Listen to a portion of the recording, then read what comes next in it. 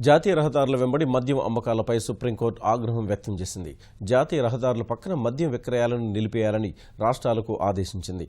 ఈ అంశంపై విచారణ చేపట్టిన సుప్రీంకోర్టు ప్రధాన న్యాయమూర్తితో కూడిన ధర్మాసనం జాతీయ రహదారుల వెంబడి ఉన్న మద్యం దుకాణాల లైసెన్స్ రద్దు చేయాలని ఆదేశించింది. ప్రస్తుత లైసెన్స్ గడువు ముగిసే వరకు కొనసాగించవచ్చని స్పష్టం చేసింది.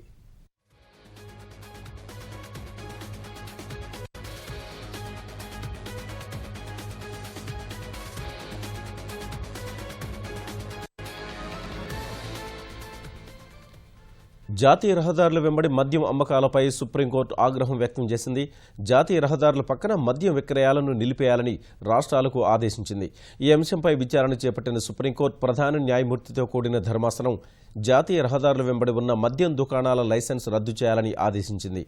ప్రస్తుత లైసెన్స్ గడువు ముగిసే వరకు కొనసాగించవచ్చని స్పష్టం చేసింది.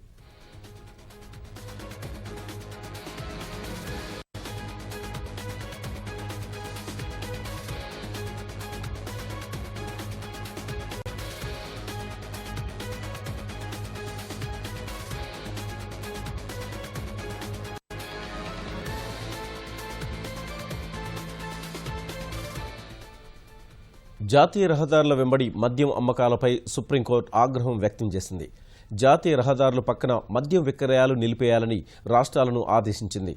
ఈ అంశంపై విచారణ చేపట్టిన సుప్రీంకోర్టు ప్రధాన న్యాయమూర్తితో కూడిన ధర్మాసనం జాతీయ రహదారుల వెంబడి ఉన్న మద్యం దుకాణాల లైసెన్స్ రద్దు చేయాలని ఆదేశించింది.